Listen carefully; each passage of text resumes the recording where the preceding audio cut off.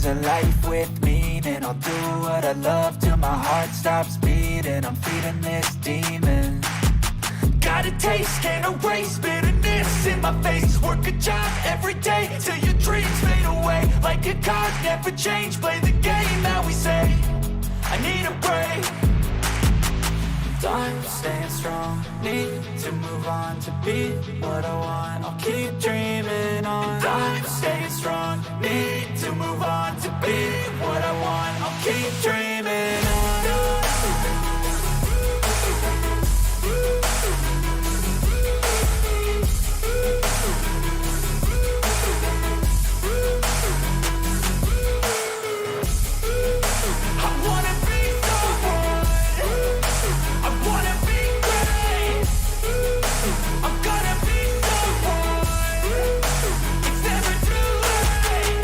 Face on when I chase like that. Yeah, I play so strong with a knife in the back. I'ma swing home run like a baseball bat. Gonna see me rise, you can hate on that. I don't play both sides, doing me no cap. I'ma ride or die for my dreams on tap. I'ma fly real high, you ain't see me slack. No, it's not how you fall, it's how you get right back up. That's how you get tough. Calluses on my hands so rough, yeah, I call your bluff. I'm not the one, mess with me, come out with none. Cause I'm so done, you had your fun. And now you're gonna face down the barrel of the gun. Cause I got a full clip with your name on it. But I'ma let you slide cause you ain't worth it.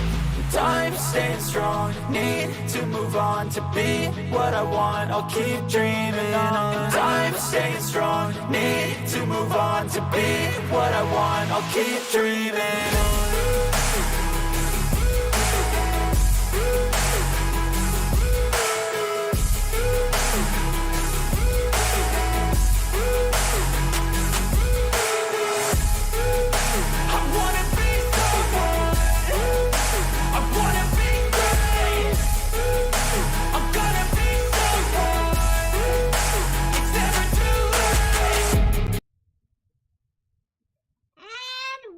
To today's live reading Storytime.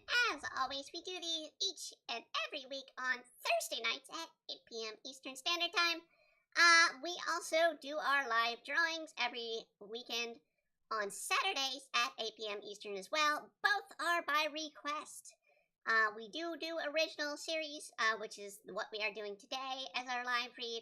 But we usually will do a lot of things by request. So if you have a story that you would like to have us requested to read, or if you have something that you want to share or have us draw on our Saturday streams, by all means, like, comment, and subscribe on the videos.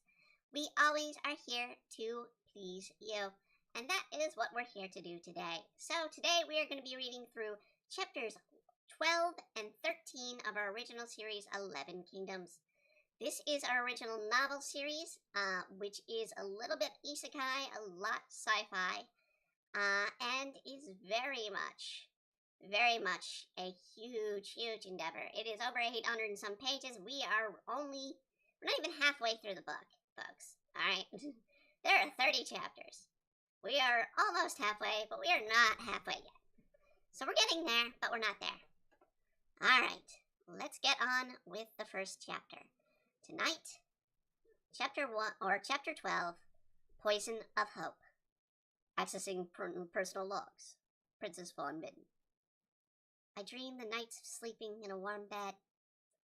Dreams hit me as I listened to the dying crackle of the fire. I started to try and shake the cold of the night air.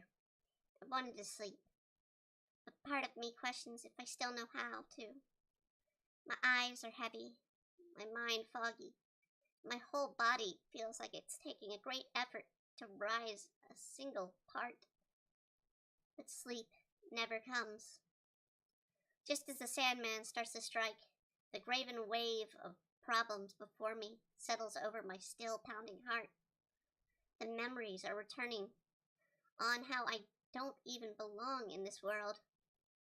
Sure, many times in my past I thought of those words when I felt uneasy or uncomfortable about my surroundings. But that was all back on Earth, outside a game that I helped create. The world I now find myself living in, what I once ignored as a game and as something to help me escape life, now have struck me struggling for food and warmth. 2 days have passed since I escaped the border of the Kingdom of Noyax. 2 days since I began to remember. Who was I?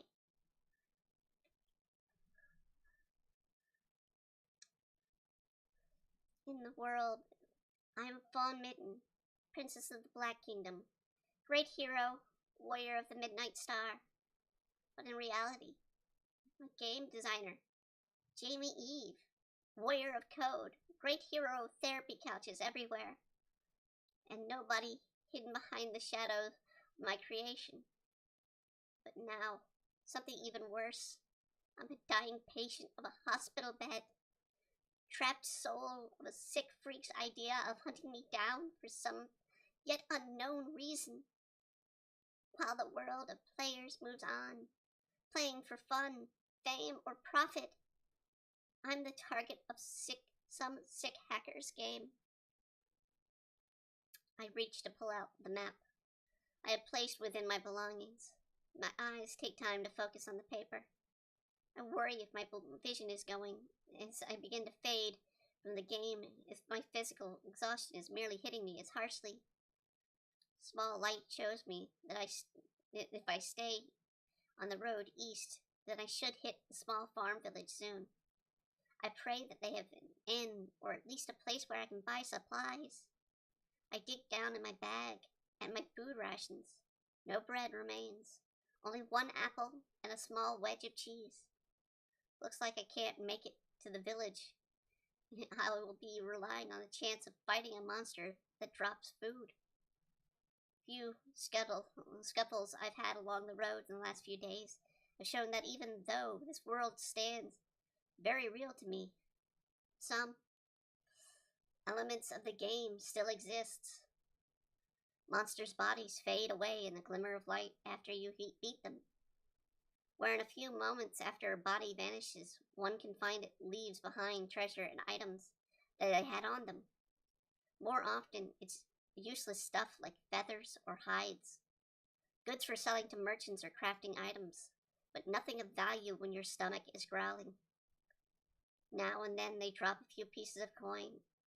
Great for buying food, but not when no one around to buy food from. I take the shadow cloak and wrap it up, placing it in my bag. Having used up the power for the day, it does me little use, but it does help keep me dry from any bad weather. But the sunlight breaking out up the night sky shows me, at least for now, I have dry conditions on my side for the morning's travel. I have to hope that one's disguise on my side currently needed is the one my pen is providing. My current disguise is a darker-skinned older woman. I decided to keep my class the same. All this is an effort to hopes that the computer screen will hide my identity. I decided to avoid as many players as I can, though. Even though with my food supplies as they are, it might not be a bad thing to meet with some players and trade some food if I had something worthy of trading that wouldn't give me away, that is. I staggered to my feet. After several hours of being off of them, they're numb to the blisters of the walking the past few days. Given the blisters don't exist, why would they?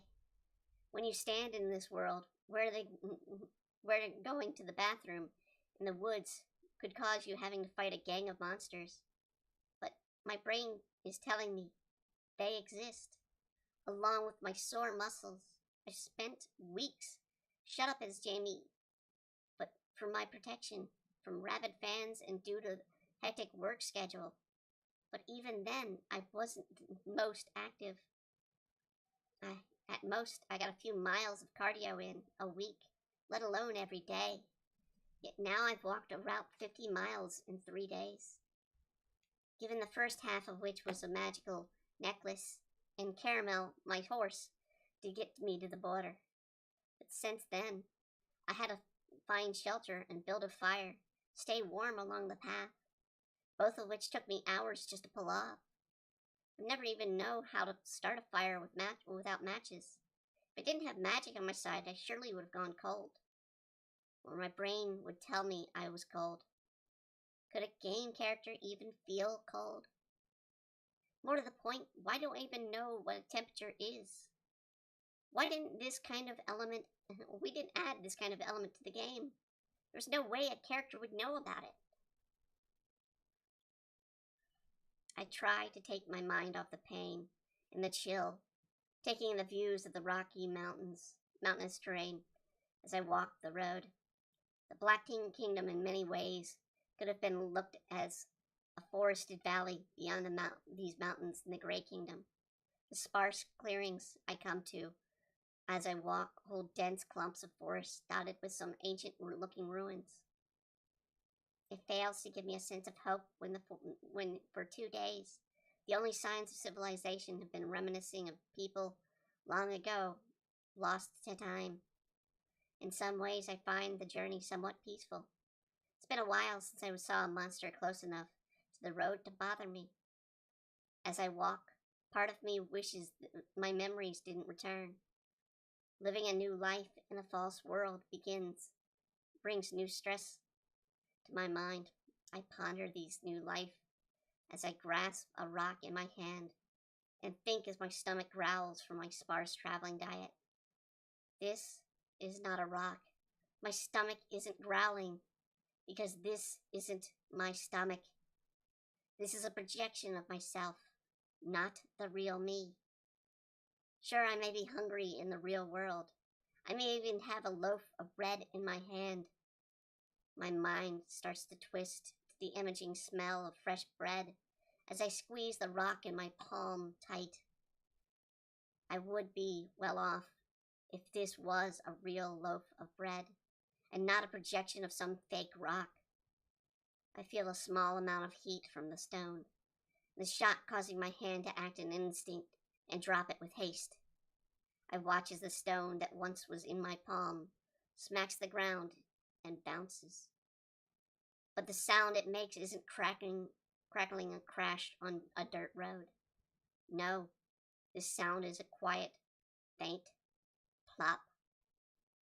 The noise puzzles me greater, and I look down at the stone I once held, releasing sight of warm steam from its body. But stranger still was the smell. I first thought I imagined it. I stand still miles from town, even the look of the shack, look of a shack and here at my feet, shook me, and here at my feet was steaming freshly baked roll of bread. The roll is in every way the same way I imagined it. The game has bread roll programmed in it, but this one is nothing like I've seen before.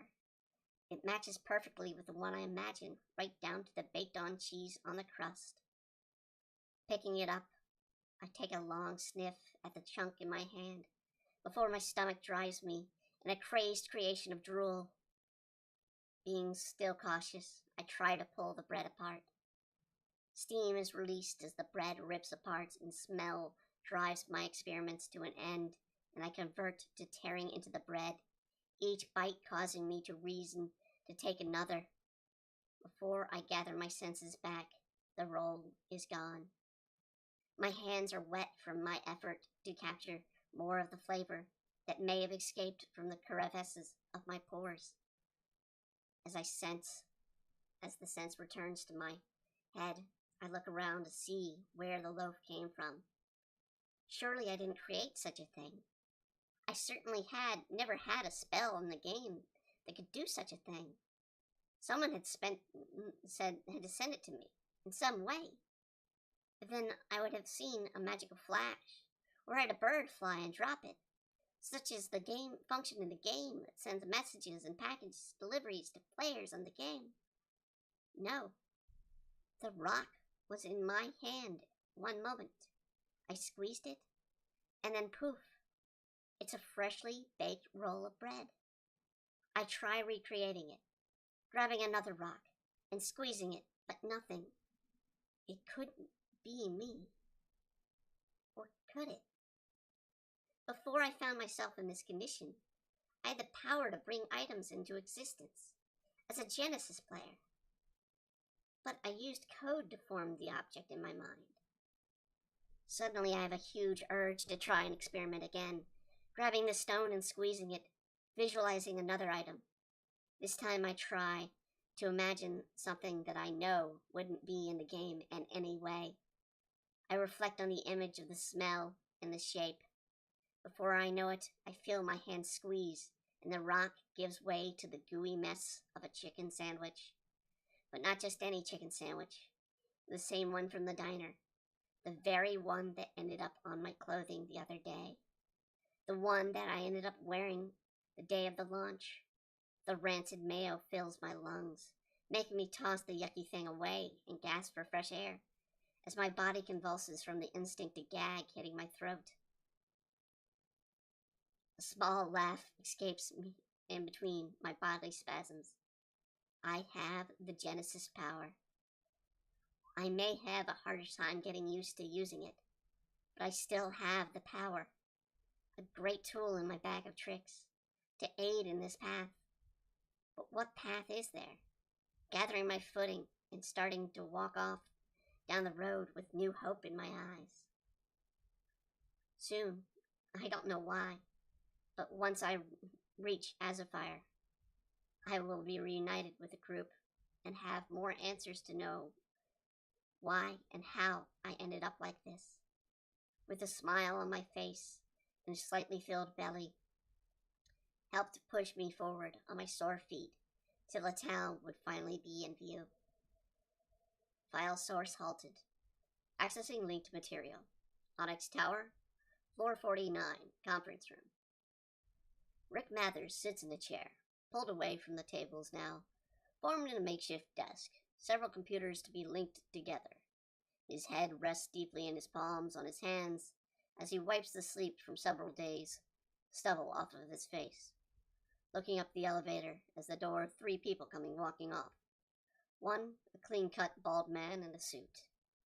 His look says he's very much belonged in this world. But the square piece of holographic plastic clipped to his suit quickly showed that if you met him for your business venture, it would be due to some action that raised flags, as the glimmer of the letters FBI showed across the badge in the light. The second was addressed in a similar pattern, but as if they rushed in together in their attire and had slept in the uniform. Their square had a different set of letters that run across it, reading Interpol. The man carried a look of a bookworm more than a home, with paper and pencil than advanced computers of Black Clover is known for. The last was a girl that looks greatly out of place among the 2 men, not just in age and sex, but in attire. Everything about her showed that she brought in from the South Pacific.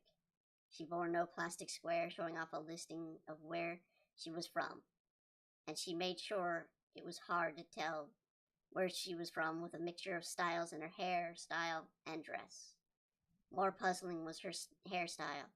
She had shaved half of it off, but the other half was long enough to reach their hips. It was cluttered with the strange objects tied in it. Rick couldn't help but notice a streak of color in the girl's hair to mimic Fawn's. A fan of the game, he thinks.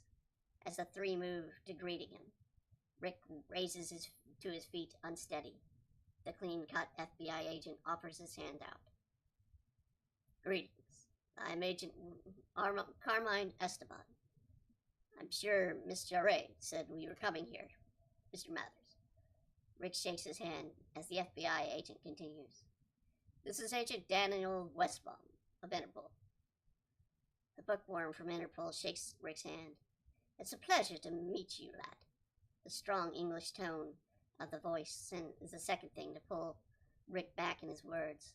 The first instinct, instead of being the fact that the man who Rick can only judge to be maybe younger than himself.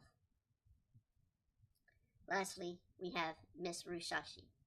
Rick goes to shake the girl's hand, but is taken by surprise as the girl pulls out a wad of gum from her mouth and places it in his hand instead.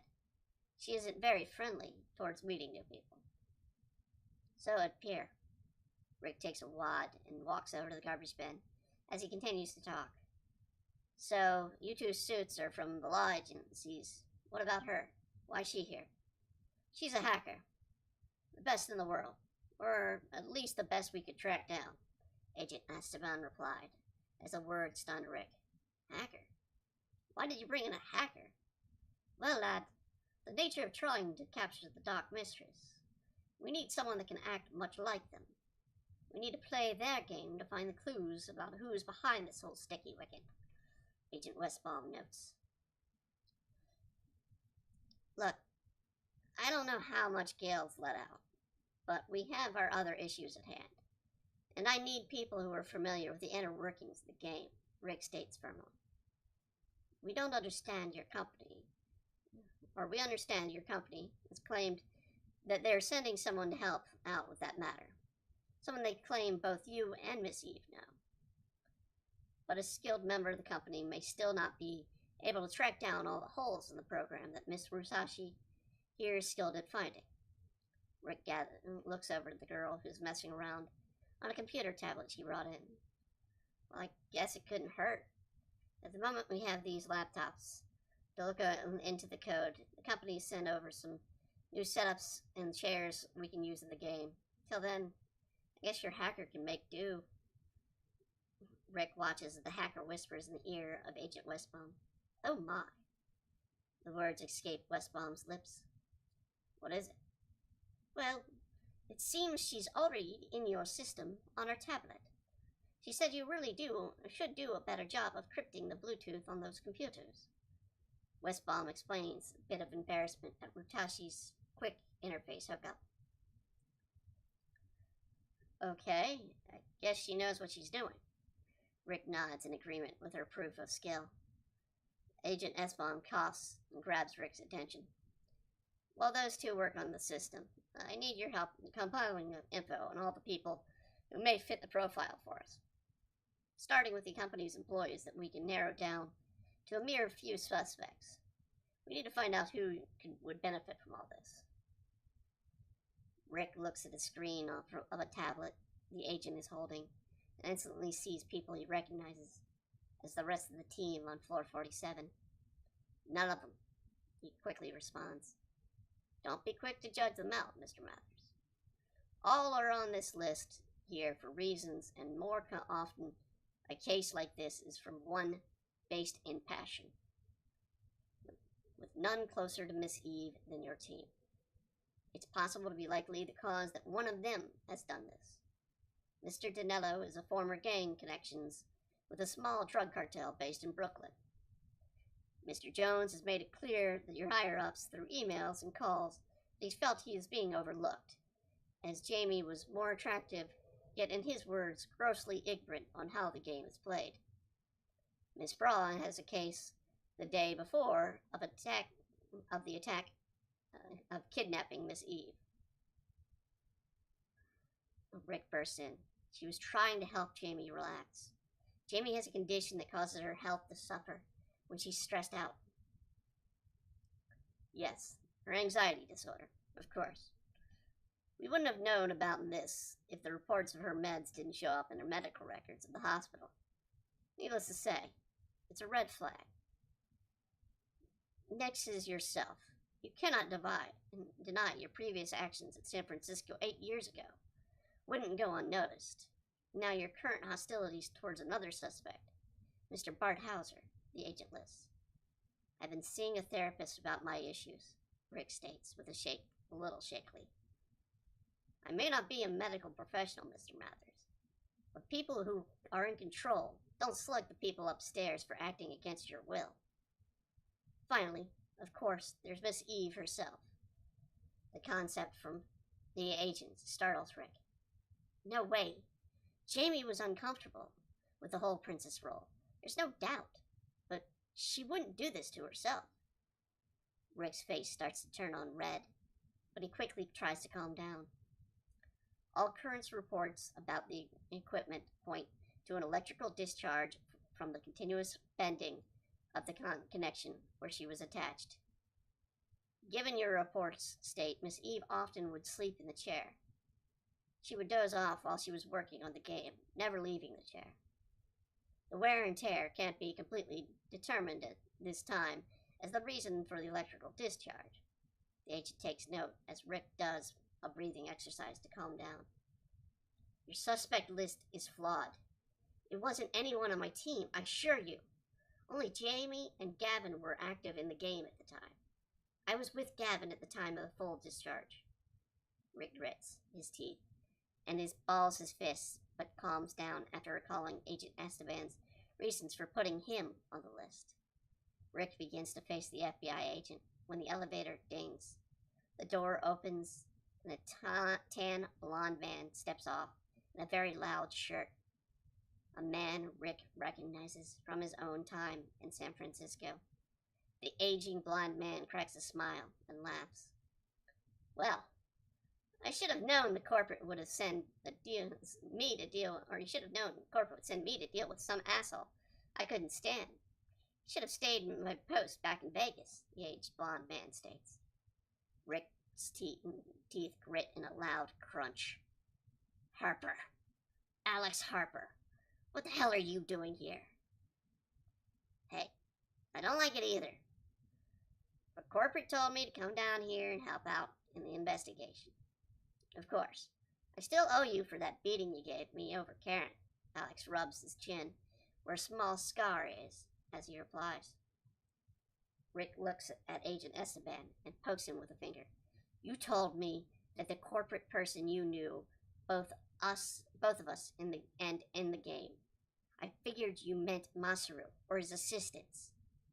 I know for a fact Jamie has never met this asshole, because I would have kicked his ass before she had a chance. You're right, Ricky.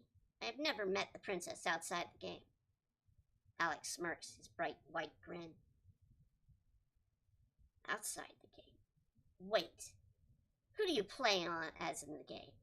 Rick moves in close, where the hot breath of the men can both be felt by each other. Charles Reeks, Azure Fire's head councilman. Alex flashes his grin to egg on his former teammate. That perverted lech that has claimed Jamie as his bride? I should have guessed your ego was behind such a character weaseling your way into her success. Rick rumbles. I was just playing with the girl. No harm done. Alex shrugs his shoulders and walks away from Rick's intimidating presence. No harm done. You could have tried to stop the damn hacker from attacking her, but you just stood by and did nothing. Agent Esteban, if anyone deserves to be on this top of this list, it's this asshole. Rick taps the tablet in front of the agent, wanting to make sure Alex's name is added to the list of suspects. Mr. Harper is on my list of suspects, but as you point out, he was active in the game visibly. It would be hard for him to pull off playing two characters at one time. Pardon me, chaps, but Miss Rusashi has discovered a corruption of the code of the game is appearing. The nervous Agent Westbaum interrupts. What location of the world? Rick looks a bit shocked and turns to face the monitors. Strone Kingdom, just outside the village called Magdalen's Point. Westbaum reads from the tablet of Miss Rusashi. Rick quickly grabs his DOS unit. Who are you calling, Mr. Mathers? This situation is to be closed session for us to work, responds Agent Esteban. My team is keeping track of an issue that was headed that way. I need to know what they have on it, Rick explains. Alex is quick to correct Rick. What are you babbling about, Rick? Your team is Noyox. Strone is run by the Rio branch. It's not the land we're watching. It's who's in the land.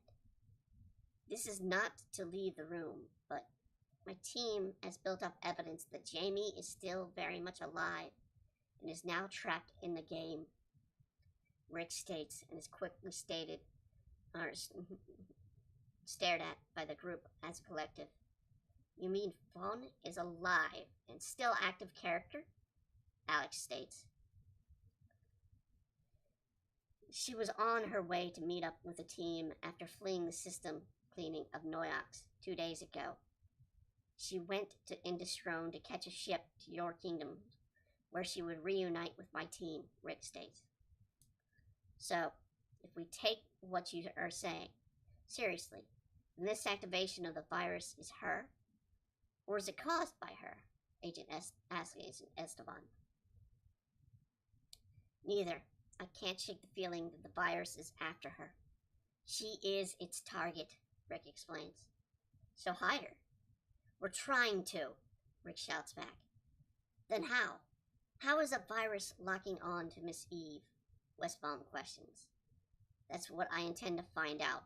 Rick turns his head to the DOS. Melissa, what's going on with our little one? I need a full report to get Gavin ready and on the cause. It looks like she's got company headed right towards her. File attachment end. Reactivation source file. I almost wish I hadn't eaten that roll now. If I hadn't, I wouldn't have had the energy to reach the outskirts of this horror. I look on as bodies of NPCs being strung up and nailed to trees outside the village gates. I turn to see a half-burned body of a boy, still blinking and groaning in pain. I shake as my nerves hit me. Every thought in my head is to turn and run to where I find a tree yet unclaimed by an NPC and watch the actions in town. I see as the young man with a mixed set of armor runs about with a sword drawn, but quickly trips and lands across the ground.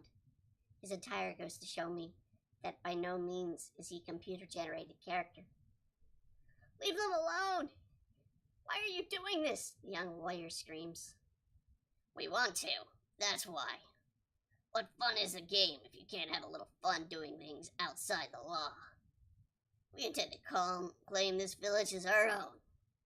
I try to move my head about, hiding from the spot to stare at who the warrior is screaming at, and soon look at the 5 players gathered in a group around a massive black minotaur with 2 heads impaled on its horns.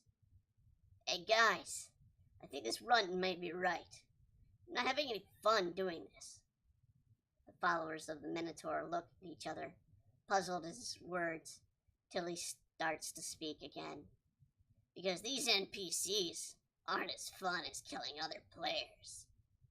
So let's start with him, shall we? The group laughs and cackles in agreement, taking steps to move forward to the warrior as he stumbles on his feet, backing away, reaching for his sword. Without having a screen before me where stats can be displayed, it's hard for me to figure out what the strength of the warrior. But the look of the younger warrior screams a beginner and no match for the thugs. He needs help. Someone needs to help him. Suddenly the realization that his only help is standing here, one step away from wetting herself in sheer panic. Then I hear it. A dull thump, quickly followed by another. I listen as the pace between thumps continues to move faster, and great pressure hits my chest. No, it can't be. Fawn doesn't suffer from it. No, this is purely Jamie.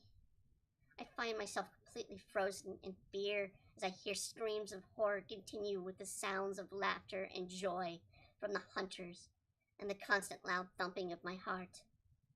Then it all comes to a halt. Hey guys, there's a pretty one that escaped us so far over there. I turn to look and see a distant pace. About 100 yards, a thug is staring straight at me. He's wearing a fur of a bear, all about yet has the face of an NPC draped over the bear's head, displayed on his shoulders. They spotted me. What now? How can I face them? Before I act, a knife goes flying and thunks into the tree trunk I was hiding near. In an act of self-preservation, I fall backwards as I go to reach for the sword I have been given. A goody. Looks like she wants to play, another thug claims as he begins to run towards me. I look on as the 3 of the 6 begin to head in my direction, while the Minotaur pulls at the young warrior's arm, twisting in a way it shouldn't possibly move. I scurry to my feet and raise my sword, but I have it smacked from my hand by the first thug. His large axe crashes down on my blade, knocking it away and making me defenseless. Man, what a newbie. She dropped her sword. Damn it, Fawn. Act better than this. You're the best player in the game. Fight back, damn it. Despite my internal screams, I can't move more than the constant shaking of my lips. And what little movement I can do, make back into the tree trunk. Fight, damn it. Why can't I? Can't I let them hurt me? Can I? I mean, if they kill me, I may be revived, right? I hope, because there's no stopping them. I watch as one reaches his axe back and goes in to swing. I close my eyes and pray the blow will be swift and put me out of my misery. Time seems to stop. All I hear is my shallow breathing and heartbeat, but still, nothing happens. Opening my eyes, I turn about to see the thug that was ready to attack me, laying dead on the ground. Then a voice breaks my own world. Sounds bringing me back to the horrible landscape before me. This is no way to hide, or for my bride to act. Given, I don't mind the damsel in distress scenario you've placed yourself in, Fawn, but you should at least put up an effort to fight back, states the dashing man who suddenly teleported in to save me. As light returns to my eyes, I begin to swell up in tears of joy. I might not have been a big fan of Reeks in the past, but I will gladly take his smile and advances towards me over the evil laugh of the thugs any day. Look, I may be a skilled player and all, but 5 against 1 is still a challenge. Mind lending a hand? Reeks snidely retorts to me. I nod in agreement and concentrate on my spell from my list, blasting one of the players away with a fireball. Reeks continues to duel the 2 nearby thugs, blocking one of the attackers with a dagger and shooting the other with his musket. I never quite understood my mother's fascination with books about pirates, swashbuckling romance. That is, till now, as I watch the flowing blonde hair and good looks of Reek working hard to defend me from the melee attackers. I quickly toss a second fireball in between the remaining distance between the fighter and the Minotaur. Both scatter, but my skills lets me take advantage of an opening to send another blast right in the direction of one of the thugs. The spell hits them, sending him through a nearby storefront, making short work of him. I kind of wish instead I chose to blast the Minotaur, as he turns and begins to charge as the red gleam hits his eye. But before either of us know it, the Minotaur rams through his companions, crashing them. He slams into us as well, sending both Reeks and myself flying back. Well, that's one way to use your friends, Reeks chuckles as he tries to pull off the thug off of him. Okay, girl, when I tell you, I need you to run. What are you planning, Reeks? I watch as Reeks reaches in his pocket and pulls out a collection of what I first placed as a handful of red sticks. But I quickly figure out that the maniac of the seas has dynamite in his pants. Literally. He takes out his fist, revealing it's full of dynamite, and moves forward at the Minotaur, preparing a second charge at Reeks. The beast gallops at him, and a swift move, Reeks unmoving from his position, punches the dynamite with the dynamite hand. In a blink, he goes flying back from crashing the Minotaur, smashing into him. He staggers back to his feet, and I look at him, waiting for a signal, but only see his bloody arm. His hand. Where did the dynamite go? It's no longer in his hand, and it didn't explode. Neither of them would be still standing, which leaves one place. That's right, girl. If you'd please, blast the beast with a fireball and run. You would do us both a favor. Not letting Reek's plan go to waste, I begin to conjure up a fireball as the Minotaur turns to face and charge at me, knowing the threat we now impose on him. But he is unable to take more than a few steps before before the fireball hits his mouth, full of dynamite. Then suddenly, as Reeks appeared, the Minotaur was gone in a bloody puff of smoke and body parts. It bought us time. Still, that was easy if they had the virus. It would have been a far more difficult fight, I could imagine, he explains. The words of the virus hit me and run a cold shiver down my spine.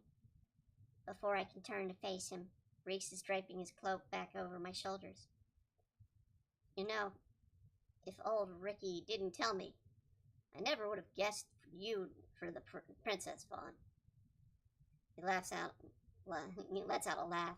Still don't. I bury my face in the blood-covered chest. You came to save me. Rick wanted to. But he has to watch over some nearby virus activity. But his character isn't as strong as in the game as the grand heroes of legend, like you or I. Now gather your things. We need to move. The next ship to Azurfire leaves in a little while. We need to get to the next port quickly. But Reeks, how? I can barely walk anymore. And you're in no... He halts my words by placing a finger on my lips. My dear Fawn, the town here may be ruined. And its NPCs a bit... He pauses, looking at the crucified, yet still living NPCs about the trees. Preoccupied. But the town stables are all we need to use to access the carriage to the port. Reeks walks up to the still burning remains of the stable, where all the horses lay dead. Suddenly, out of thin air, a carriage takes form. Your carriage awaits, my lady. Let us forget the events of this town and get you a more comfortable setting, shall we? Grabbing my sword and my bag, I walk in the carriage and take a seat on a very welcoming and comfortable cushion. Once Reeks takes a seat across from me, the carriage jerks us back a bit as it moves to full speed. Looking out to its front, I can't help but notice there's no horses nor a driver. Don't worry, I'm working on the image of the carriage as we ride. By the time we get to town, no one will know that we left with just a carriage. Till then, I suggest you rest, my dear. I find myself nodding in agreement, but I couldn't help but wonder if it's not the bumps in the roads or my real movements. For now, a matter of how come Reeks appeared when I needed someone. Could it be that my Genesis powers are acting up again, calling him forth? Or is it really as he says, Rick telling him to help me? The puzzle runs in my mind as long as I can keep my eyes open, which isn't long. When I finally come to, I feel the road sway a lot more and awaken to discover I am not in a cabin, or I'm in a cabin of a boat. I sit up, looking out at the fading shoreline of Strone in dissolving sunlight. I try to stand, but find my legs are so weak that from the constraining wear that I fall straight to the floor of the ship. Just as Reeks enters the cabin carrying a large trunk, for a man of royalty, he doesn't like to show his status with servants in his sight in the slightest. I feel the warmness about my face and let a loose, slight grin as he enters, but I move quickly to hide my emotions from him. Awake at last, are we? What's wrong? Are you having a little trouble with something? Are you injured in some way? Nothing of the sort. It's just my legs. They're worn out from the past days of travel. That's all. Don't worry. Seriously, you're worn out? Wow. I'm beginning to think Rick might be right about you. We certainly don't have exhaustion from travel in the game. Hell, it'd make the game a lot less interesting to have to rest after playing so long in a journey. Anyway, I have this for you. It's nothing as fancy as what I'm sure you've got in your bag of yours. Just figured I likely could use some new clothes and brought a bunch of them at the port while I had the chance. The ship's cook is also working on some dinner for you. if you want something to eat. Yes, very much, I reply, in a very tearful and eager way. Look, consider me your caretaker from now on, Fawn. I won't let the virus harm you. Neither will Ricky, okay? We may not agree, but you have friends willing to lend you a hand when you need it. Plus, my kingdom is very safe. Very few people dare attack the island kingdom. It's just too well guarded. And when you feel like dropping the disguise and retaking the form of my bride-to-be, I'll be happy to bring you happiness from that as well. Reeks flashes the grin and begins to walk out of the cabin door. Reeks, thank you for your help. I'm sorry if I doubted your intentions towards me ever before. Reeks turns, widening his smile. My dear princess, a man never lets a woman shed tears when help can be given. They simply take action. I'll go fetch dinner. A smile back as he walks out. Then turn to look out the open water, watching the moon rise, thinking back to the fragments of life I used to have along with my recent discovery of the Genesis power. File source end. Accessing linked materials. Cameras, 449, conference room. Rick looks at the screen as the agents of the young hacker watch on as well. Well, she is safe. The group that attacked the town was not affected by the virus. They were just players. Abusive jerks for players, but they all came out clean. So what was that signal you got? Is it gone? The young hacker shakes her head and whispers at Agent Westbaum, who translates for her. She says it's on the move, and from the looks of it, our friends Mr. Harper and Miss Eve are in for a bumpy ride on the seas. Good thing if they fight. They fight it, replies Agent Esteban. What, are you crazy? If it's after Jamie, it'll truly kill her, and anyone facing it is not safe either. Of worlds, Rick proclaims. The more info we get, the closer we get to the source we get.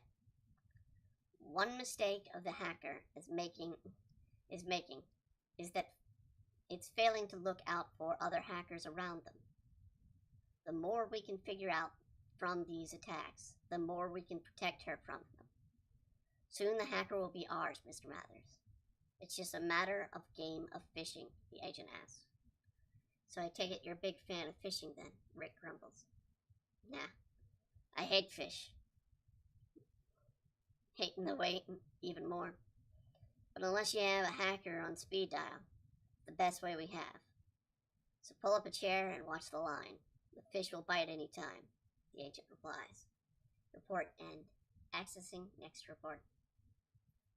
Alright, that was chapter 12, The Poison of Hope, which was the first time we get to see a PvP situation. It was a sort of a setup for this next chapter, which is probably one of the first really brutal fights, which we're going to be getting to here, of this series. But it was a nice little setup also to have Reeks come in and play the hero a bit for this chapter. And this upcoming chapter, well, we could just see a few other things. Another thing that chapter 12 was so good about was us discovering that Fawn still has the Genesis power. Something that'll very much be in play throughout the story. So, we're going to continue on here, as we're doing 2 this week. We're going to be doing Rough Seas. Probably one of my favorite chapters in the novel. Ready? Report. Rough Seas. Accessing personal logs of Fawn Midden. I can't help but question my earlier judgment when it comes to Reeks. Up until now, I merely have seen the man as an arrogant egotist that latched on my fame to rise his own. But his actions in saving me in the village and going so far to escort me to safety to his kingdom to show that maybe he does have a sense of duty about him. I find it hard to not blush as he shares a smile in my direction. As he passes me a plate of stew he was able to gather up. You should gather your strength while we have a moment of peace, he says carefully, looking away in an attempt to hide his face flush. Given it's not much good for your real body. But from the way we're moving for, I would guess you get hungry in this world. I nod in agreement and tear at a piece of bread he brought along, dipping it in the stew to soak up the broth, while in my other hand I dig at the chunks with a spoon, having it quickly enter my mouth. Hey, calm down. No one's gonna steal it from you. Besides, this is a private room. We won't be disturbed, so if you want, you can drop the disguise as well, Fawn. I looked up from the bowl, and at a joyful sight, slightly disgusted reeks. I stop and look at him puzzled, and then recall that the disguise of the chameleon pen was still active. I lay my hand against its form and remove the pen from its placement. As a swirl of light encircles me, my form returns to the infamous image of Princess Fawn. Handy item you have there. It'll do good to keep it on hand when crowds or public areas. Might have get me one for myself, Reeks points out as I fumble the pack away in my bag. I choke down a spoonful of food. Reeks, thank you for helping me. But how did you know where I was? Ricky Boy and I were working and finding out that the one that trapped you in here. We were observing you as well as the others, and I just happened to be the best one to respond. He turns to look out the porthole of the cabin. You're not alone, and you have nothing to fear about. He pauses and a frown catches his face of the man who is never without a grin.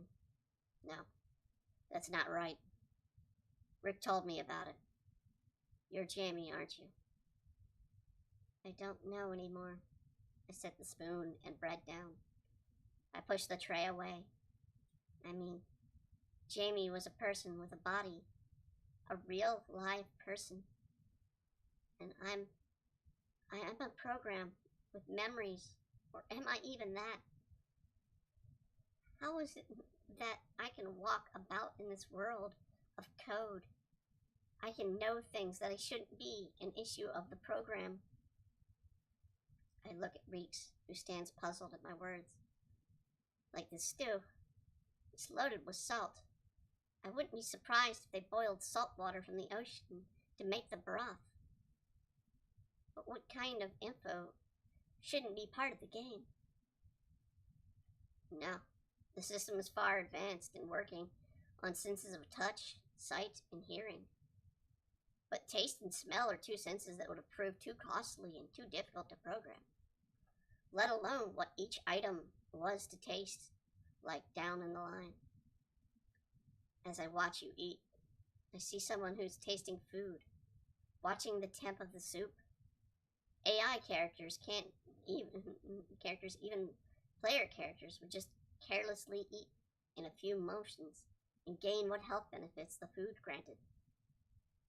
But you sit there eating like, well, a normal person would. He pauses and looks me over as I scrape the plate with my spoon and quickly plow it into my mouth. Well, you're a hungry person, I guess. It's a simple task like that the programmer and the game developer overlook.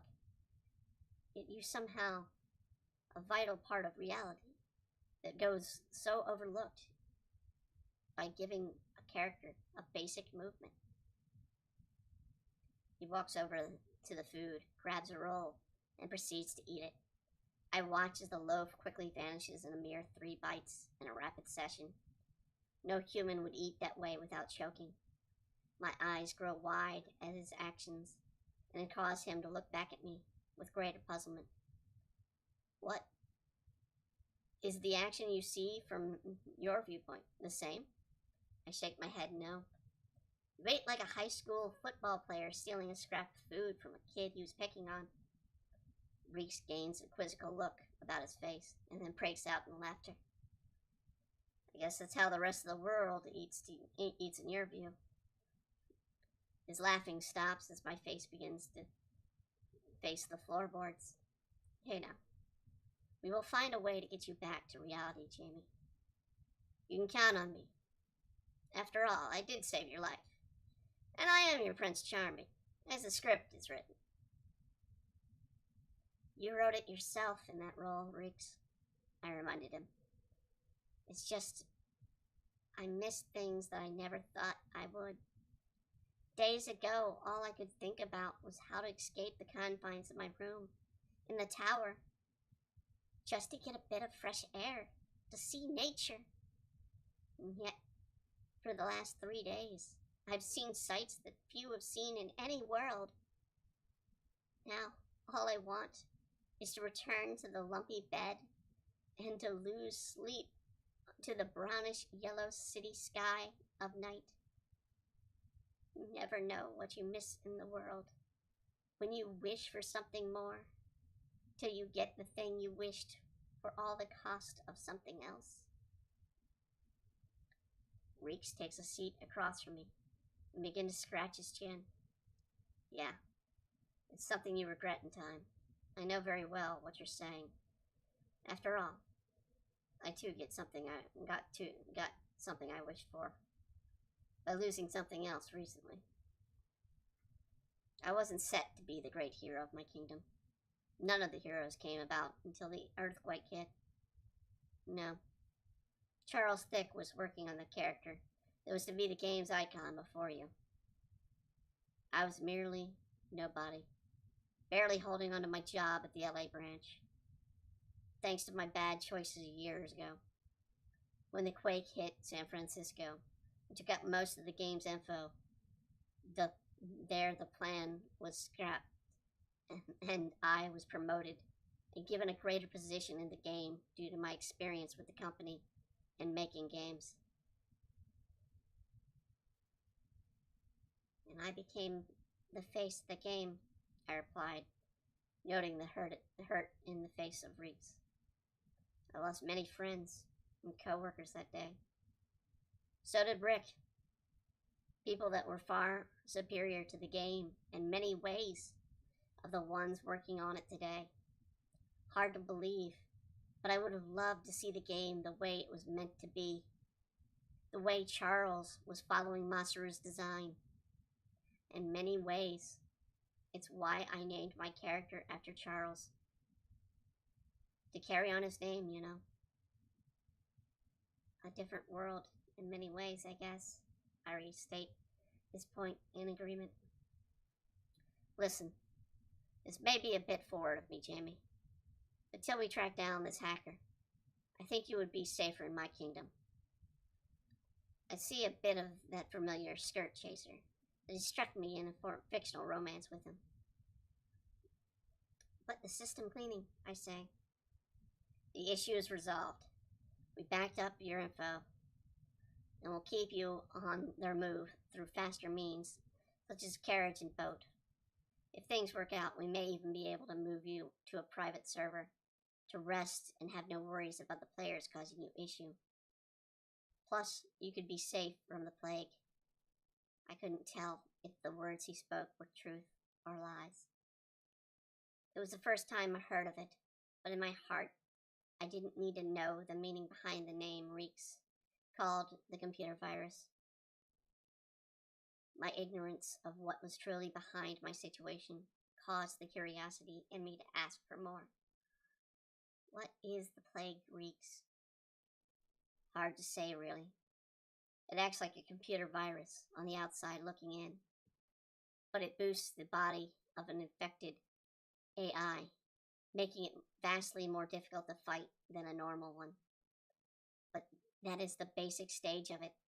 It causes feedback in the neural link system of the chairs and causes electrical shocks to be sent through the nervous system of the player fighting the creatures, damage their nerves and connections in their body, he states. So my body is dead. Sadly, it doesn't look good. No. Rick told me you'd have only the faintest heartbeat. And if it weren't for the machines that you're hooked up on, causing it to breathe in, the mellow tone in his voice does nothing to comfort my nerves. Then it would be dead. I have a feeling that the tears coming up from my eyes, but push them back, not wanting to look any more pathetic than I already did before Reeks. Look, technology is vastly improving each day, Jamie. I mean, at least we can create the private server, and you can go on living in as the first true immortal in mind of the world. He tries to restore my confidence in getting out of this mess, but my mind is still too weak to face anything more than dread from the truth, as I say. As a point of data, till the system gets corrupted. Well, yeah, I guess you would still have a shelf life. But there are many these days that would give everything they own to be in your situation. Reeks is forced to accept my point of view. It's by this point I lose it. And in great effort I could put forth before holding back the tears, it hits me too strongly. My mind goes back to Melissa's words to me the day of the earthquake hit. As I wonder now if it's okay. Is it time for tears? Was she crying over my life? I want to be me again. I never wanted this, any of this. I never wanted to be such looked upon as the princess, a hero, an idol. If I was never any of these things, then none of this would have happened. It has happened, my dear. We cannot worry about what might have happened. If you weren't any of these things, then the next girl would have had something else, Reek states. You don't know that, Reeks. We don't know the reason this hacker has targeted me, or why they're affecting the game, I cry out. Perhaps not, but we can guess from the reports of the infections from Central that it looks like the hackers plan to create the world as they see fit. Maybe it's their warped mind. They saw you as either part of the standing out in their way in the world vision. Reek stops and pauses. Vision of the world.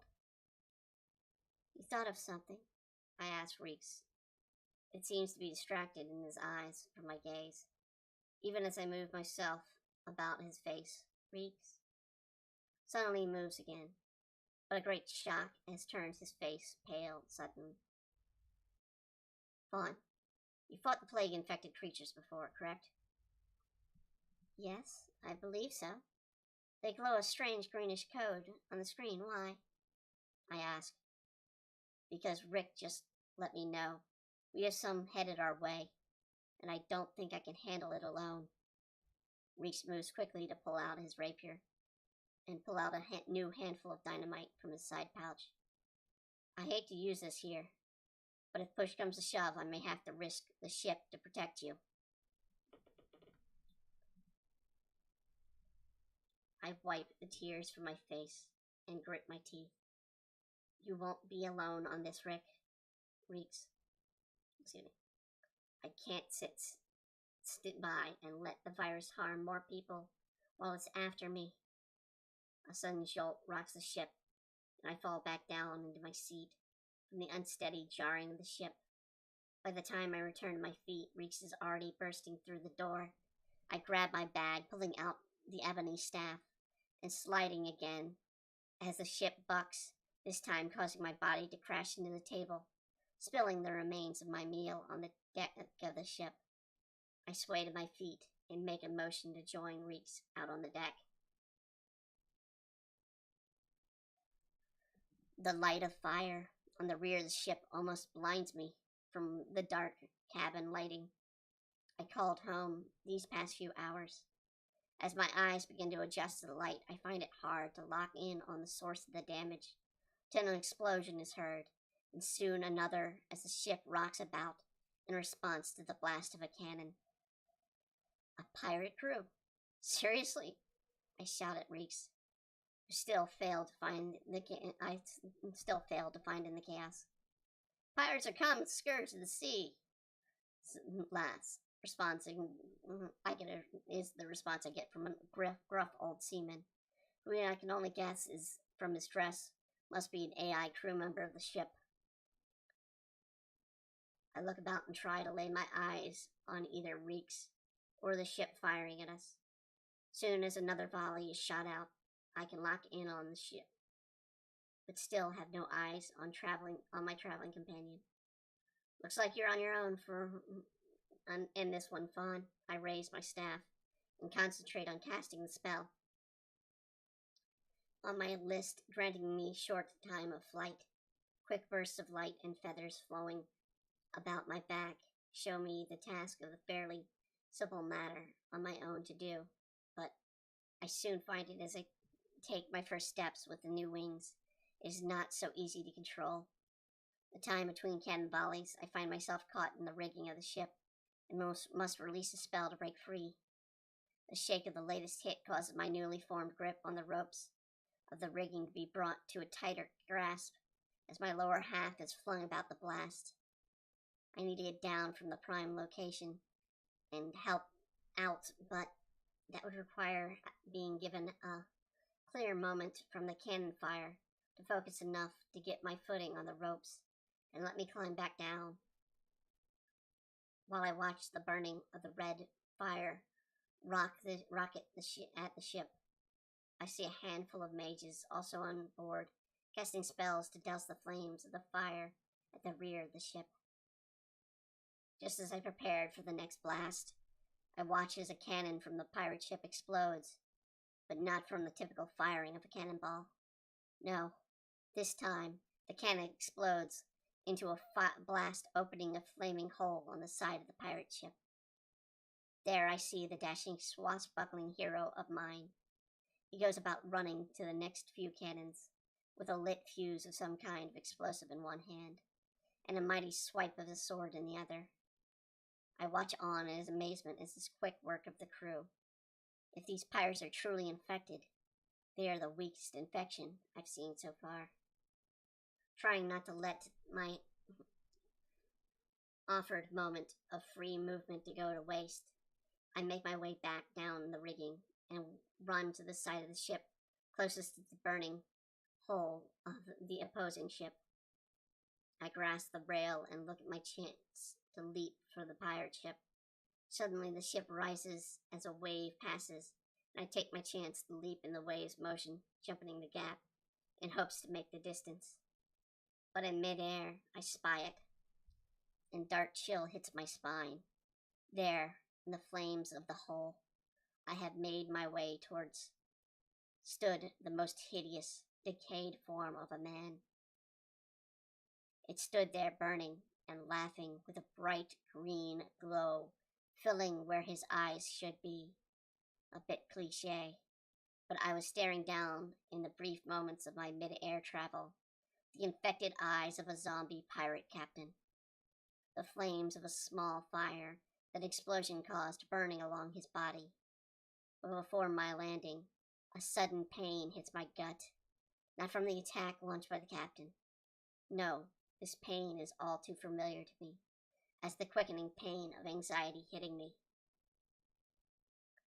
Up until now, I had little fear in facing the threat of the pirates, but now as I looked on into the glowing green eyes of the body, burning in flame and moving to meet me upon my landing, my body decided to switch sides and add a new form of pain alongside the fight. This sudden realization caused me to land poorly from my jump and come crashing down on my leg. A new pain of burning wood, along with a sharp, jagged pain, hits scraping along its sides into the shattered, splintering wall of the ship hard. I move quickly to try and relieve the least part of the pain, I am feeling at the moment. Finding my choice of movement was good, one as the wood where I was landed splits as a massive axe comes crashing through the burning rubble. A monstrous groan lets out from the pirate captain as he yanks the axe to make a second attempt at cleaving into my body. Either by pain of the leg or by great fear running through my veins, with my anxiety, I find it a great challenge to gather myself to stand. I cannot escape the close combat of the captain. He lets out a struggling wheeze of some sort as he leans his body back to take another swing. I try my best to crawl away, but I find luck doesn't always strike twice, and a jagged pain hits my back as the axe lands in. My whole body shakes in pain from crushing a blow, but instinct and fear win out and propel me to drag myself away and turn with the axe still in my back. While it may be painful, the longer I can keep the weapon in my back, the less likely he will be able to use it again on other parts of me. I feel my body's strength is nothing compared to his as he tugs at the handle and flings my body back with a yank. Running is less of an option. The only tightening guttural pain keeps me from willing to try one option that will keep me alive. All that remains is the final path that has given in and let the monster drop as its last blow on my defenseless form. I feel the hot burn and pressure as the pirate places his foot on my backside as he yanks the axe, this time freeing it. The sharp pain makes way for a low, dull, repetitive pain. I look as a splatter of my blood drops at my side. So this is the end of it. Or is it? Will I just go back to some sick form of start and deal with the pain of dying all over again, over and over? Will it be just a moment of Jamie Eve after all? The pirate wheezes as he raises his axe high and readies its descent. Suddenly, a great explosion rocks the ship, and flaming shrapnel bursts again, and the undead monster before me. Blast sends him falling back into the rear for the moment.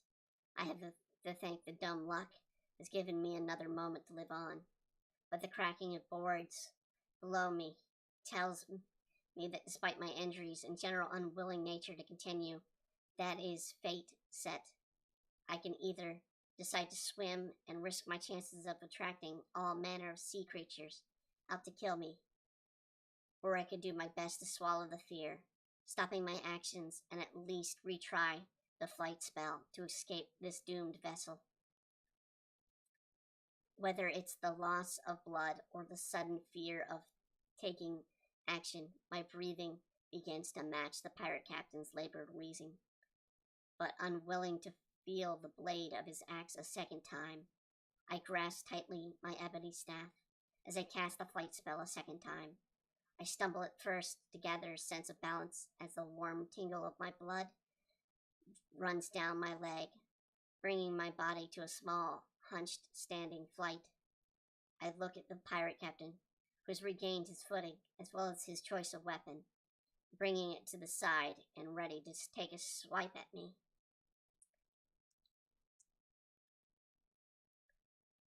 A hasty flap of my wings, and I manage to escape most of the swing and take the minimal amount of damage, resulting in a minor cut across my arm. While it stings, the pain is nothing compared to the pain I hold in my back and my leg, so I give a little more than the slightest of winces. My actions, however, enrages the captain, and he inhales the flames that are slowly burning about his face as he lets out a dark roar of anger.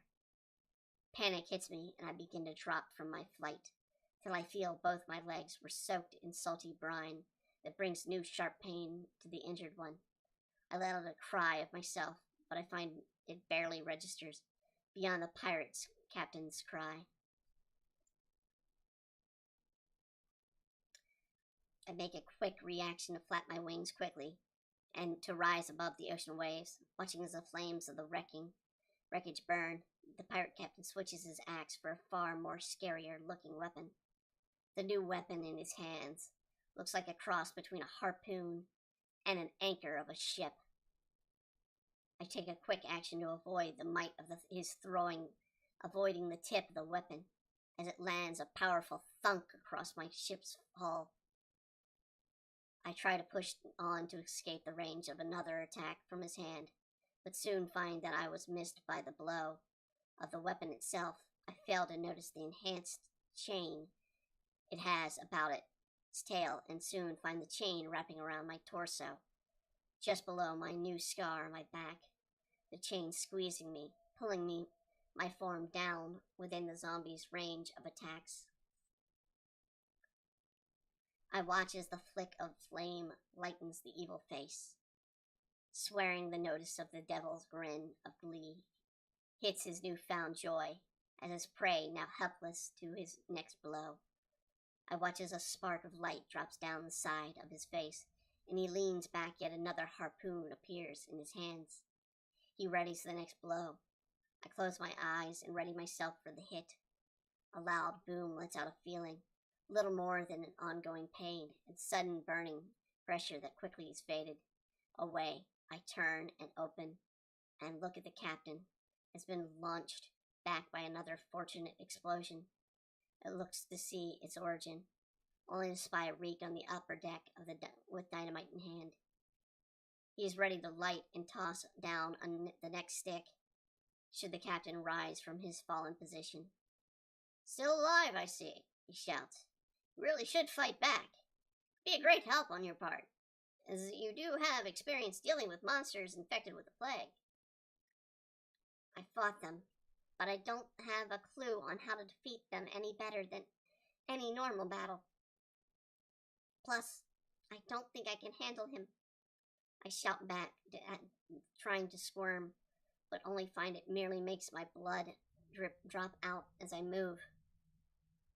"You can struggle all you want, but I don't think it'll truly let go till the master of it is gone.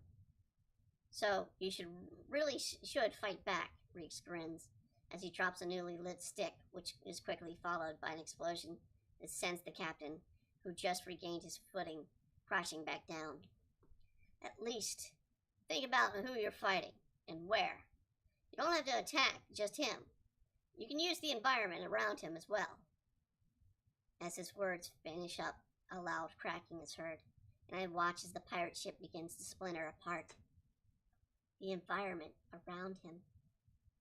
I question myself as I look on at the zombie captain engulfed in flames, yet moving on while the flesh of his bones burn away. I raise my freed hand and concentrate on the task I wish to summon forth. Taking a deep breath, I listen only to the low wheeze of my deep breathing, drowning out the screams, explosions, shattering wood, and crackling of flames. Forming an image in my mind, I move through a collection of hand gestures. Slowly, I open my eyes and look on as a huge stone appears, floats just above the tip of my arm. In a sudden sweeping action, I swing the arm about, setting it to point at the target I have chosen to aim for the boulder to follow the smashing into the ship and wrecking and at the weakening crack, tearing the ship open. Soon I look at the captain begins to slide about the deck of the ship towards the open tear as the ship breaks in two. Rapidly, water moves in to fill its place. Reeks takes a great leap from the top of the deck into the waters below. "Hurry, climb up," I scream, trying to offer my hand to give him aid, only to realize my reach is just too far from his own. I work at pulling loose the chain wrapping the pirate encased me in, but find no way but squirming out. "Reeks," I shout in vain, trying to hope my words can take place of the help I cannot provide for him. I find myself just out of reach of his arms, flailing in the current. I watch as the ship begins to float away, leaving Reeks behind. With quick action, he plunges his arm in the side and begins to be dragging along the waves. How on earth did he do that? I look hard at his movements and see him repeat his actions, and he begins to pull himself up out of the water. This time I catch a small glint of metal, a dagger in his hand. It can only guess that the other hand has one, as he reaches to a point to move his first hand up further. I continue to jerk at the unmoving chains. Why have they not released me yet? The captain's body is sunk with the ship. Wait, is he still alive, but underwater? And I can't get free till he dies? Crap. This makes this whole journey suck if it's true. But even so, the further we get, the more likely the chain will loosen as we get away from the pirate captain's location. I let out a sigh of both relief and frustration in the fact I'm stuck dangling from the ship's hull till the chain vanishes. Suddenly, the gentle quiet of the waves is broken by the cry out of pain by Reeks. I look down at the cause of his sudden pain and see the decayed, fleshy hand of the pirate captain crawling at Reeks' leg in an attempt to drag him back down into the ocean current. I cry out to him, "Reeks, I can't get out to you. You have to lose him somehow." "I can't." I drop my sword, and the swim and the waters make the Inferno sticks useless for a while. I look at his face. Panic fills it. If it weren't for his recent swim in the ocean, I'd be sure a cold sweat would be making it as damp as it is now. "Look, Fawn, if I don't make it out, head to Azurfire City, Porzal. Brick will send the team there to join you there. Use my supplies in the cabin to get there, and I'll expect a thank you kiss when you get there." What was he thinking? The thing's contaminated by the plague, and the wounds it causes are real. And if it kills him, then what? Will Reeks end up like me? No. I worked hard not to think of the result of the plague's attack.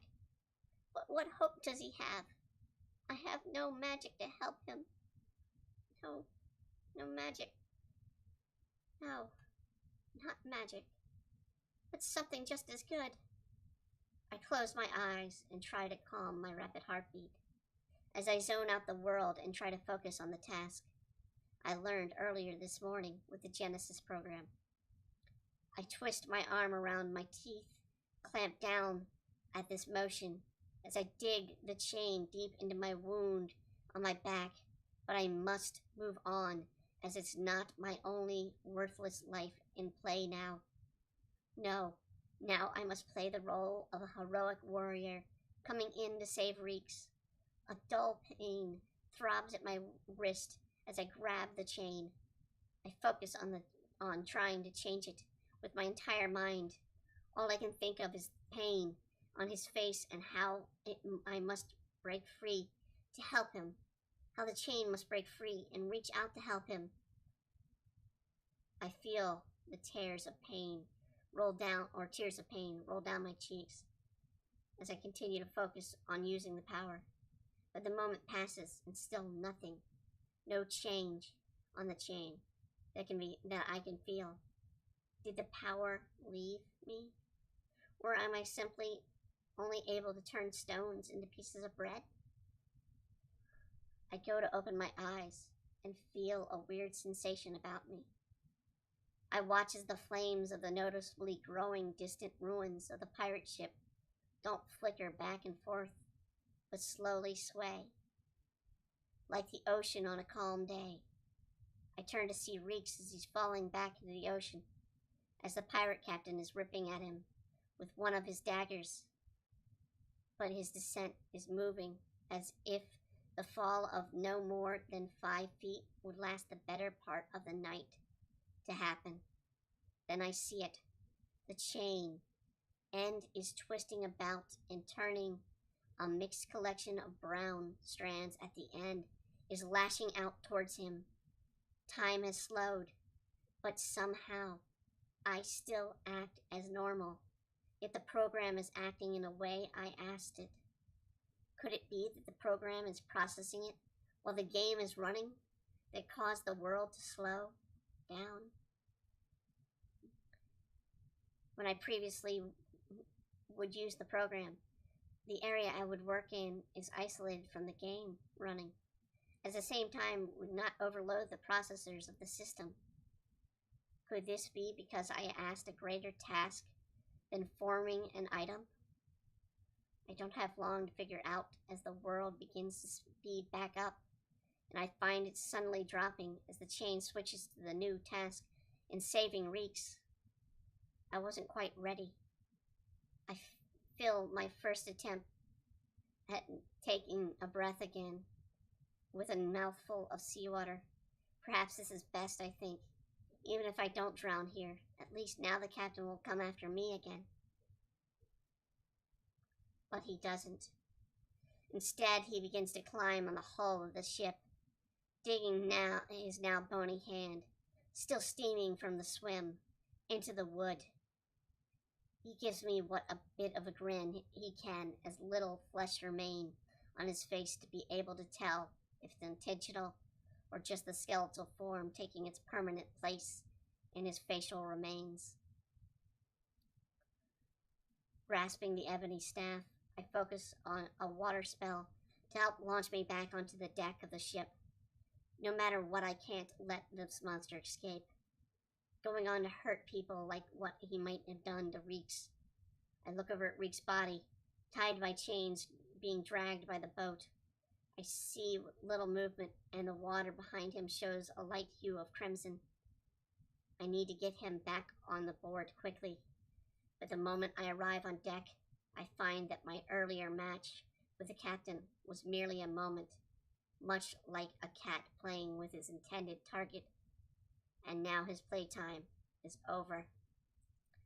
My friend, the axe, makes a reappearance in the captain's hand. The blade was still coated in my blood from my back, only this time I have no hesitation in my fighting back. Gone is the slow guttural pain. All that remains is the burning rage of determination and eagerness, willing to save Reeks before things become worse. The few players on the ship either disappear in a fade, which I can only guess is them logging out in fear, or they are running off to other portions of the ship to stand out of the fight. Only one person stands nearby and shouts something while charging at the captain head on. I act quickly and punch at the floor of the ship with an earth shatter spell. The wood begins to splinter and move quickly till it meets the young warrior and bursts open the hole, dropping him down in the ship. While he may not like it, I would rather bruise his ego than let him have harm brought to him for his bravery. I reward my skill with taking a moment of deep breath. The end of my breath, however, is met with something I wasn't expecting, outside of the sharp pain from my wound. A voice comes out of the captain, very unfitting of the character's look, but it's one I will never forget. It's the voice of the one that placed me in this mess to begin with. Peekaboo, Princess Fawn. Despite the zombie's pirate face, there's no doubting about it, as the voice of Dark Mistress. You've survived my touch, I see. What do you want? You want to kill me? Here I am. Do it. Yes, I wanted to, yes, but not now. Live. I want to see you suffer. Then, when you have nothing, I will take what remains.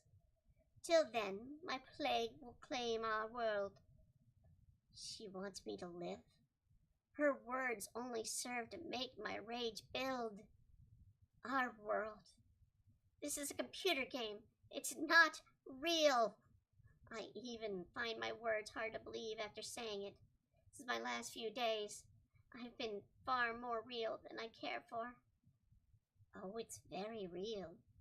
Is it? Oh, it is very real, sister. The last word she says puzzles me. Sister. What does she mean by calling me sister? Consider this your first real kill, Fawn. I will be waiting for you the day you kill again. First real kill? What does she mean by that? This isn't the first time I fought a plague creatures. This isn't even ever since being trapped in this world. So what could she mean by first real kill? I have still little time to contemplate this fact, as the captain finally comes to and is already taking action to lift and swing his axe at me. This time, however, I'm at such an easy target to hit as I am fully able to move unimpeded. Dodging the blow, I quickly act by enchanting my fists with fire, moving quickly to toss in a punch at the gut of the captain, causing him to make his gassy noises, and a small, sticky fluid splashes on me from his mouth in response. He tries to recover and goes to swing the axe again, but my quick form is faster, and I can land 3 quick hits to his right arm, causing his axe weight to force his arm to buckle in the direction it was never intended to move. The left arm drops the axe, but amazingly, despite his lack of muscle, he's still able to sweep the axe at a low angle. I try to dodge out of the way, but misjudge another injury of mine from earlier. My injured leg, which houses pain, is vastly unfelt over the pain of the back wound. It's still enough to trip me up the gaping hole I sent the player down earlier. The axe, while missing the most vital spots, opens up my leg wound further, and blood begins to gush out. I have little time left, I figure, till I collapse. But still, the monster stands undefeated. I get a quick glimpse of the lower deck from my place, and form a plan I hope will be good enough to end this. Using the leverage of my position, I kick and reach out at the captain's body in one swift motion, and then with what little strength I have left, I roll the 2 of us back over the side of the crevasse. I scream out in pain as the jagged wood edge rolls our combined weight on my wound. As our 2 bodies fly down, I watch as the captain's body suddenly halts in an upside-down position, impaled on a massive wooden shard. I fall with a strong crash on a crate, but my eyes refuse to shut yet. I make sure to stay conscious long enough to see the green glow of the captain's eyes fade, and his body begins to fade away. The young warrior walks over with a scowl look over his face. I could have done that. He stops, his reaction for a moment, looking down at my face, and then realizes who I am. No way. You're her. You're the Midnight Star Princess. I thought you died. Well, I kind of feel like death. I'm sure it wouldn't be a bad thing now, I reply with a snarky smile to mask the severe pain I'm going through. Listen, could you help me out? I pause to make sure my words are loud enough for all the others on the ship to hear. I need some people to get my companion from being dragged on the chain on the side. Also, anyone who's a decent healer for the 2 of us would be a good thing too. As not even knowing if the magic would do to solve my pain, let alone the injuries Reeks has surely taken from the fight. I watch as the night sky gets darker, and it'll be till the light of dawn, till I can regain consciousness. The ship must have made it to port, as the gentle swaying of minimal at best. I try to sit up, but the jab of pain hits me strongly. I look around and see a small girl dressed in white, sitting looking at me. Sorry, Your Highness. I'm still very weak. I don't have enough power to heal you back to full. But some people at the docks said someone would be coming to gather you and the things from your cabin soon. I just wanted to watch over you till then. I give the girl a light smile and offer my hand out for Handshake. She responds in kind. Thank you. How's my friend, I say. Your friend must have logged out after we got him on board. We gathered the treasure from the monster for you, though. I take a quick look to see the captain's weapons. His massive axe and the anchor-like harpoon with a magical chain. You should be the ones to take them as payment for helping me. Just give one of them to the guy I knocked down the pit with me. As an apology, okay? I watch as astonished glee hits the girl's face. Without the screen readouts in front of me, I can tell the weapons are powerfully high level, and more than fitting reward for very people who just helped see me through another day. I watch from my bedridden position as the girl gathers the items. Then a collection of Noyak soldiers come from marching with a stretcher. I see Melissa guiding them, nor the markings of the pair of the stubby legs of Gavin behind them either. Likely they sent some computer-controlled NPCs to gather me. I get a brief glimpse of the blinding sunny port with the buildings in bright colors. The imagery of this place reminds me so much of the trips that my family would have, sometimes to take to the Keys. I look on at the brightly colored houses that Grandma said seemed to infest the Caribbean. The waft of the air is filled with some old fish rotting about, along with my nose, again with the calm crash of waves across my ears. The two familiar elements of my past relax my body, and by the time I'm loaded in the cart, I am already fast asleep. File source end. Accessing additional linked material. 000 call Sydney Tower transcripts. April 10th, 2057. 11:53 and 07 a.m. Australian Standard Time. Operator. Emergency services. How can you state the nature of your emergency? And its location for me, please. Yeah, this is housekeeping at Black Towers. Or Black Clover Towers. We have a body found here in the room 498. Sounds of a woman crying hysterically in the background. So the person is not responding in any way? I know I'm not medically trained and all, but I'm pretty sure he's dead. Sir, it'll be the call of the responding units to make that decision. Does the victim have any visible signs of life? Well, you see, I would check, but if his head is sort of, well, it's not all there. Pardon me, sir, but are you saying the victim was decapitated in his room? More like it exploded.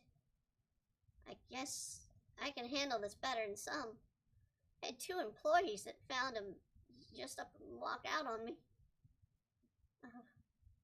I'm sure, but can you get them back? I'll have them send police to close down and investigate the scene. I'll try to get one of them back. I see one outside.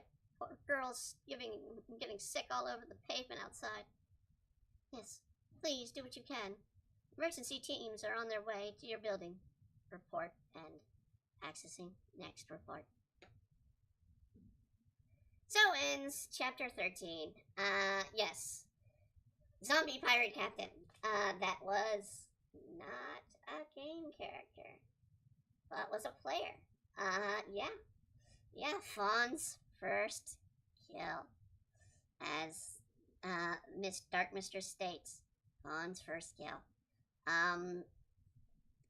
Yeah, dark moments.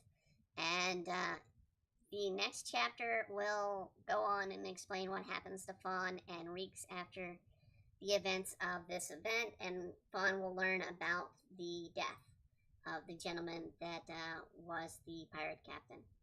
I do thank you all for joining in tonight.